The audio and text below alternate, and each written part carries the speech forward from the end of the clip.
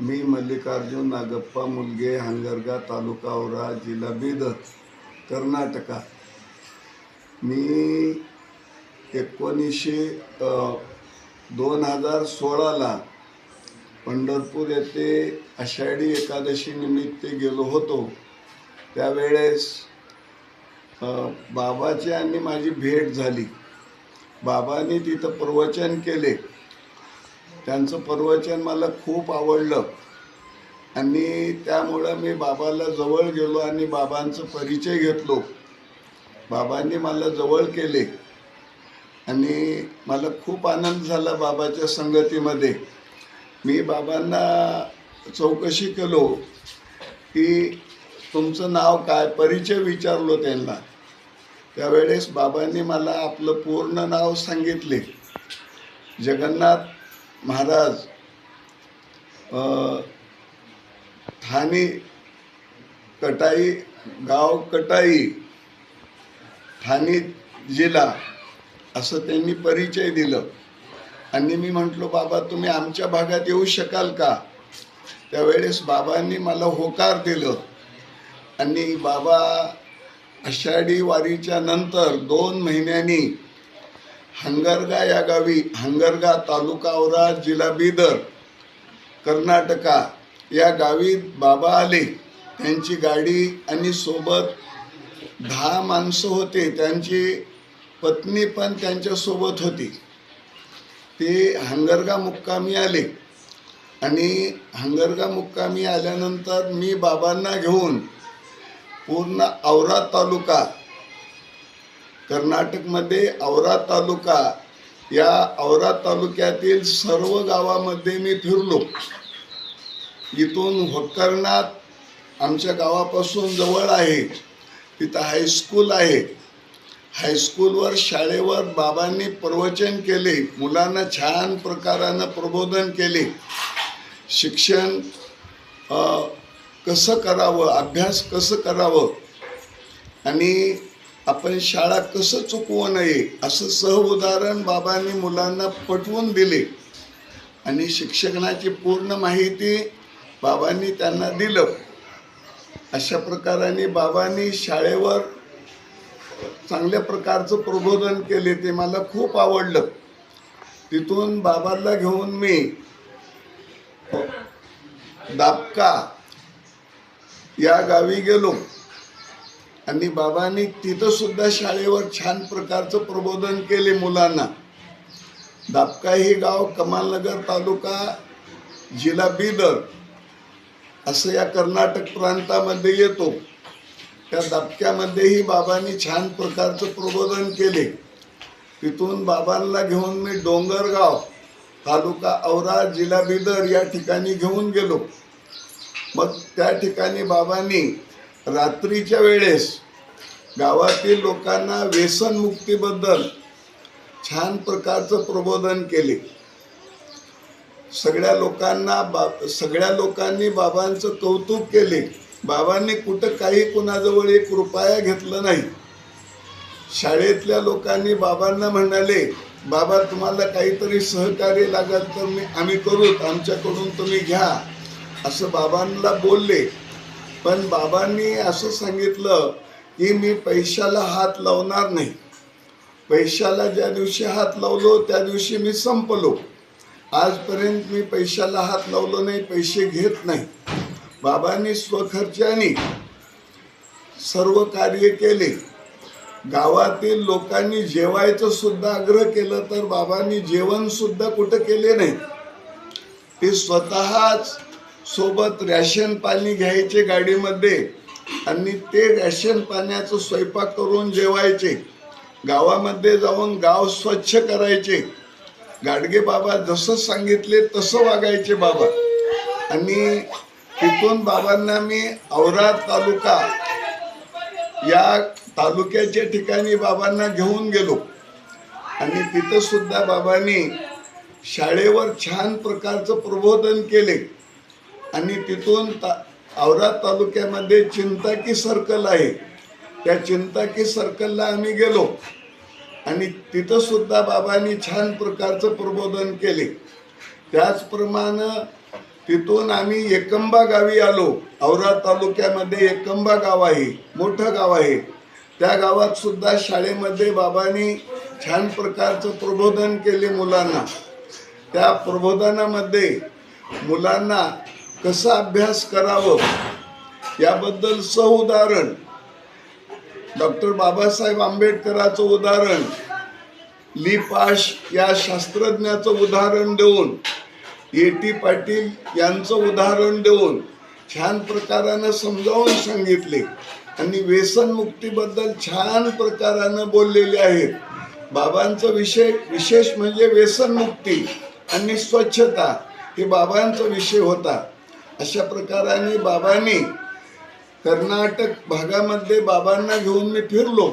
त्यानंतर आम्हाला लागूनच महाराष्ट्र आहे, आमच्या राज्याला लागून महाराष्ट्र राज्य आहे.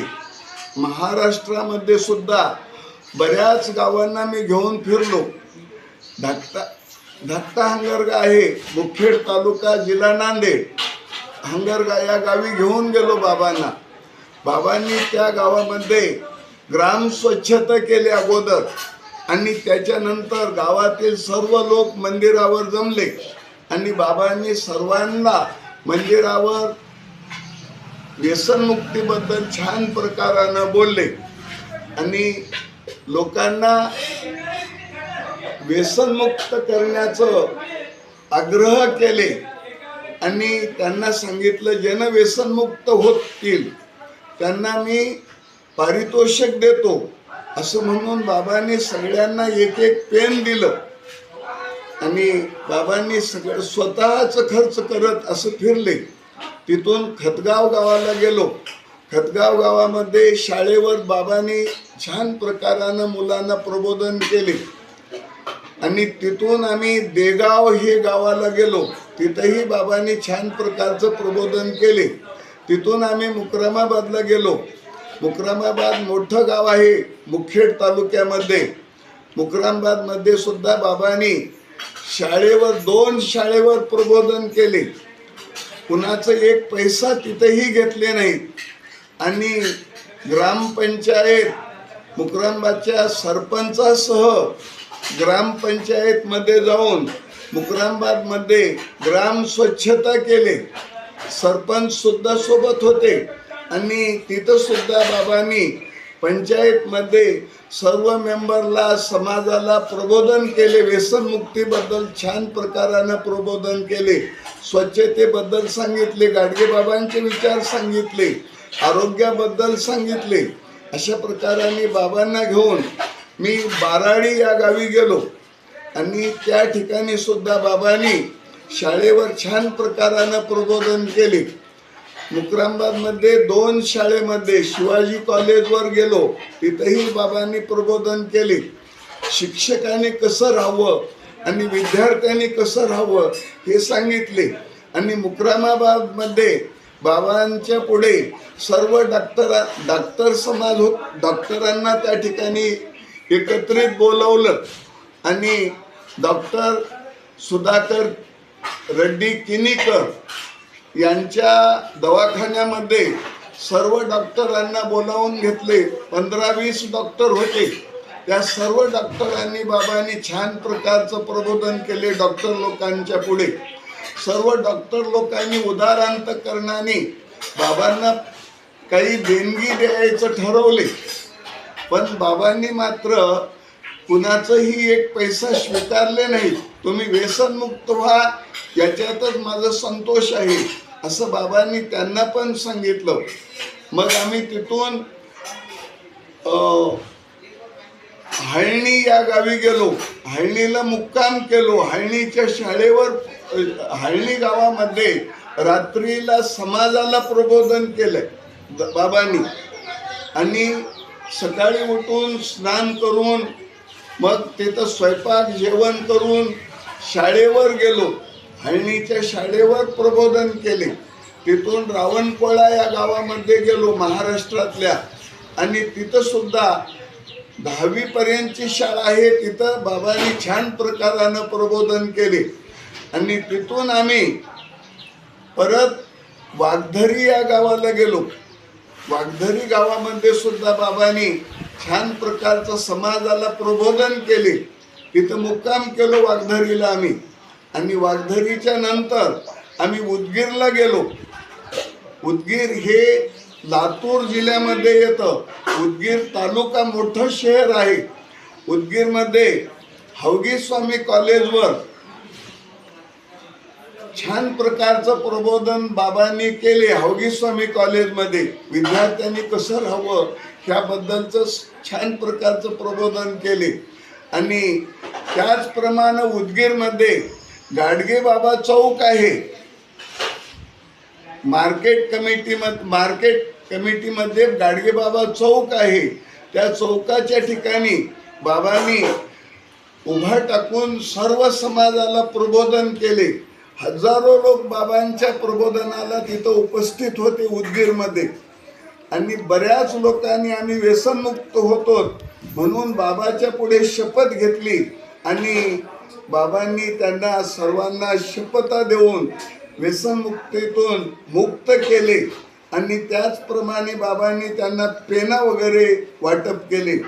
तिथून आम्ही उदगीरच्या पलीकडे सोमनाथपूर म्हणून एक गाव आहे, त्या गावामध्ये सुद्धा गेलो आणि शाळेवर छान प्रकारचं प्रबोधन केले बाबांनी. आणि तिथून क्षत्रपाळ या गावी गेलो. क्षत्रपाळामध्ये सुद्धा बाबांनी समाजालाही प्रबोधन केले आणि शाळेवरही प्रबोधन केले. तिथून आम्ही जळकोट तालुका डोंगरगाव या गावामध्ये गेलो आणि बाबांनी तिथं सुद्धा शाळेवर, मोठी शाळा आहे 12वी पर्यंतची डोंगरगावला, तिथं सुद्धा बाबांनी छान प्रकारचं प्रबोधन शाळेमध्ये विद्यार्थ्यांना केले. आणि तिथून आम्ही डोंगरगावाहून दापक्याला आलो, मुंडपंत दापका या दापक्याला आलो. आणि तिथं सुद्धा बाबांनी शाळेवर छान प्रकारचं प्रबोधन केले. आणि आम्ही तिथून इथं एक बाबा, तिथून मग हंगरगा मुक्कामी आले आणि तिथून परत ठाणेला परत गेले. आणि त्याच्यानंतर बाबांनी आणि 6 महिन्यांनी परत हंगरग्याला आले. हंगरग्याला आल्यानंतर बाबांना घेऊन मी आणखीन देगलूर तालुक्यामध्ये फिरलो. देगलूर तालुक्यामध्ये मरकेल नावाचं गाव आहे. त्या मरकेलच्या शाळेवर बाबांनी प्रबोधन केले.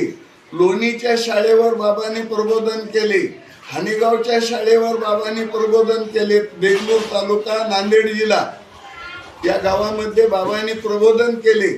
तिथून आम्ही देगलूर शहरामध्ये गेलो. देगलूर तालुका आहे आणि त्या तालुक्याच्या शहरामध्ये गेलो आणि तिथं साधना हायस्कूल, गाडगे बाबा शिक्षण प्रसारक संस्था साधना हायस्कूल, त्या साधना हायस्कूलमध्ये 1000-1500 विद्यार्थी होते.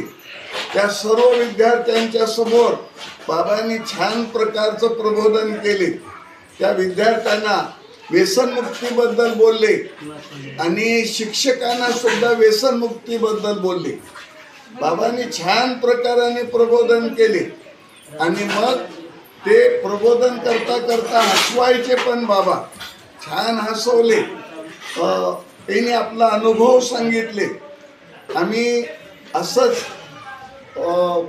कोकणमध्ये प्रबोधनला गेलो होतो म्हणून बाबांनी सांगितलं आणि त्या कोकणमध्ये शाळेवर प्रबोधन केलो आणि सांगितलं की बाबा व्यसनमुक्तीची शक्ती आता कुणामध्ये राहिली नाही. व्यसनमुक्त करण्याकरता सरकार व्यसनमुक्तीला व्यसनाच्या कंपन्यांना मान्यता देतो आणि पुढारी सुद्धा त्या व्यसनामध्ये अडकून पडतात. कोणी प्रबोधन करायला तयार नाहीत. तर व्यसनमुक्तीची शक्ती हे बालकामध्ये आहे. बालकांनो तुम्ही चांगलं वागा आणि चांगल्या प्रकारानं व्यसनमुक्ती, तुमच्या वडिलांना व्यसन असेल तर तुम्ही वडिलांच्या जवळ जा, वडिलांचे पाया पडा आणि वडिलांना सांगा बाबा तुम्ही असं व्यसन करू नका. त्यामुळं आपल्या संसाराचंही नुकसान होतं, आर्थिक नुकसान होतं आणि त्याचप्रमाणे तुमचं शरीर सुद्धा खराब होतं. असं तुम्ही बाबाला विनंती करा. ऐकल्यानंतर तुमच्या मुलांनी सांगितल्यानंतर बाबाला लाज वाटेल आणि बाबा व्यसनमुक्त होतील. आणि त्याच्यानंतर जर ऐकले नाहीत तर तुम्ही बाबांच्या पुढे सत्याग्रह करा, तुमच्या वडिलांच्या पुढे, आणि असं सांगा की बाबा तुम्ही जर व्यसन सोडलं नाही तर आम्ही जेवणार नाही, आम्ही उपवाशी राहाल असं म्हणा. आणि बाबा तुम्ही व्यसन सोडल्याशिवाय आम्ही जेवणार नाही असं म्हणाल्यानंतर तुमचं आणि तुमच्या वडिलांचं रक्ताचं नातं आहे. तुम्ही त्या ठिकाणी जर उपवाशी राहिलात तर त्या बापाच्या अंतःकरणाला पीळ पडेल आणि त्यामुळं बाबा तुमचे वडील व्यसनातून मुक्त होतील, तुमचं घर सुधारेल. अशा प्रकाराने बाबांनी सांगितलं. असं ज्या वेळेस बाबांनी सांगितलं आणि की असं आमचं प्रवचन झालं शाळेमध्ये आणि विद्यार्थ्यांना आम्ही उठायला सांगितलो, विद्यार्थी काही उठे ना. मग बाबांनी म्हटलं बाबा प्रवचन संपलं आता तुम्ही उठा. मग त्यावेळेस विद्यार्थ्यांनी सांगितलं, कोकणातल्या विद्यार्थ्यांनी सांगितलं बाबा तुम्ही आत्ताच म्हणालोत ना तुम्ही पाया पडा म्हणजे आमचे वडील व्यसनमुक्त होतील असं सांगितलं ना. मग आमच्या गुरुजींना व्यसन आहे म्हणून आम्ही गुरुजींच्या पाया पडतो असं म्हणाले. आणि ते मुलं जाऊन गुरुजींच्या पाया पडले. तुम्ही जर्दा खाता सर, तुम्ही गुटखे खाता, हे सोडलं तरच आम्ही तुमचे पाय सोडू असं मुलांनी पाया पडले. आणि शिक्षकांनी मात्र त्या ठिकाणी शर्मिंदे होऊन व्यसनमुक्त झाले. आणि ही घटना अशीच माझ्या पुढे सुद्धा बोरगाव उदगीर तालुका या ठिकाणी घडली. मी प्रत्यक्ष समोर होतो. सगळ्या विद्यार्थ्यांनी 25 विद्यार्थ्यांनी शिक्षकांचे पाय धरले, 4 शिक्षकांचे पाय धरले. सर तुम्ही जर्दा खाता, गुटखा खाता, सिगरेट ओढता, हे तुम्ही सोडा तर आम्ही तुमचे पाय सोडू, नाही तर सोडणार नाही. त्यावेळेस त्या शिक्षकांना लाज वाटली आणि शरमेजले आणि ते बाबाच्या पुढे येऊन नतमस्तक झाले आणि बाबांच्या पुढे त्यांनी शपथ घेतलं की आम्ही आजपासून व्यसन करणार नाही. असं माझ्यासमोर बोरगाव या हायस्कूलमध्ये घटना घडलेली आहे. अशा प्रकाराने बाबाला घेऊन मी माळेगाव या गावी गेलो. तिथं सुद्धा गाडगे बाबा शिक्षण संस्था आहे आणि त्या लोकांनी सुद्धा बाबांचं खूप मोठं सत्कार केलं, बाबांचं कौतुक केलं. बाबांना घेऊन गावामध्ये मिरवणूक काढले. बाबांनी त्या मिरवणुकीमध्ये हातात खराटा घेऊन माळेगाव हे गाव झाडून काढले. आणि मला खूप आनंद वाटायचा बाबासोबत फिरताना. मी सर्व संसार विसरलो आणि बाबांच्या सोबत 8-10 दिवस फिरलो, 15-15 दिवस फिरलो. बाबांना घेऊन तेलंगणामध्ये मी गेलो. निजामाबाद जिल्हा, या निजामाबाद जिल्ह्यामध्ये आमचे मराठी भाषिक कामाला जातात आणि त्या मराठी भाषिकांना एकीकरण करून सर्व मराठी भाषिकांना बाबांनी व्यसनाबद्दल समजावून सांगितले आणि सगळ्यांना प्रबोधन केले निजामाबाद जिल्ह्यामध्ये, शहरामध्ये. आणि तिथून आम्ही बासर हे एक धर्मस्थळ आहे. बाबांचे जे परिवारातील माणसं होते त्यांना देवदर्शनाची आवड असल्यामुळे त्यांनी बासरला सरस्वती मंदिर आहे आणि गोदावरी आणि मांजरा नदी याचा संगम आहे. त्या ठिकाणी आम्ही गेलो आणि त्या नदीवर ते बाबांनी स्वतः खराटा घेऊन अगोदर त्या नदीचं घाट झाडून काढले, मंदिराचं परिसर झाडून काढले. हे बाबांचं कार्य पाहून मला खूप आनंद वाटायचं. मी त्यांच्याबरोबर सहकार्य करत राहिलो आणि सर्व लोकांनी आम्ही दर्शनाला गेलो, पण बाबा मूर्ती दर्शन घेणारे नाहीत. बाबा देवात माणसातच देव आहे असं बाबांनी त्या ठिकाणी समाजाला सांगायचे. आणि बाबा गाडीतच बसून राहिले, पण देवीचं दर्शन घ्यायला ते मंदिरात आले नाहीत. अशा प्रकाराने बाबांना घेऊन मी तेलंगणामध्ये सुद्धा बऱ्याच गावामध्ये गेलो आणि असं त्या गावामध्ये जाऊन बाबांचं चांगल्या प्रकारचं प्रबोधन समाजापर्यंत पोहोचवलं. बाबांनी छान प्रकाराने पॅम्पलेट काढलेले आहेत, व्यसनाबद्दल काय काय होतंय. व्यसनामध्ये दररोज आपले 15 रुपये खर्चले तर महिन्याला 450 होतात आणि वर्षाला 5400 रुपये होतात. आणि ते जर 1 वर्षाचं अल्प बजेट ठेवलं तर 10 वर्षापर्यंत त्याचे जवळजवळ 42,000 रुपये 36,000 रुपये होतात असं सांगितले. आणि ते जर आपण 7 वर्षापर्यंत मुदत ठेवलं तर असं होतात. आणि ते जर असंच आपण जवळजवळ 50 वर्षापर्यंत ठेवलो तर ते 1 करोड रुपयेपर्यंत होतात. एवढे पैसे आपले व्यसनावर खर्च झाले तर आपण गरीब होणार का श्रीमंत होणार. असं बाबांनी व्यसनमुक्तीबद्दल छान प्रकारचं समजावून सांगितले. आणि व्यसन केल्यामुळं आपलं फुफ्सं नाकामी होतात आणि आपण लवकर मरू शकतो. आपलं आयुष्य फुफ्सावर आधारून आहे. फुफ्सा श्वासोश्वास घेणारे आहेत, ते जर निकामी झाले तर आपलं श्वास बंद पडेल आणि आपण मराल. अशा प्रकारचं सुंदर चांगल्या प्रकारचं बाबांनी प्रबोधन केले. 4 शब्द महत्त्वाचे सांगितले. भांडण होईल असं बोलू नका, कर्ज होईल असं खर्च करू नका, रोग होईल असं खाऊ नका, आईवडिलासारखं दैवत नाही आणि आपल्या गावासारखं तीर्थ नाही. गावाची सेवा हेच देवाची सेवा असं समाजाला पटवून बाबांनी सगळ्यांना सांगितलं. सासूसुना प्रेमानं राहा, हेच चांगल्या प्रकारचं आपलं संसारच स्वर्ग आहे. पती पत्नी प्रेमानं राहा, हेच संसार आपलं स्वर्ग आहे. मेल्यावर स्वर्ग नाही असं बाबांनी छान प्रकारचं प्रबोधन केले.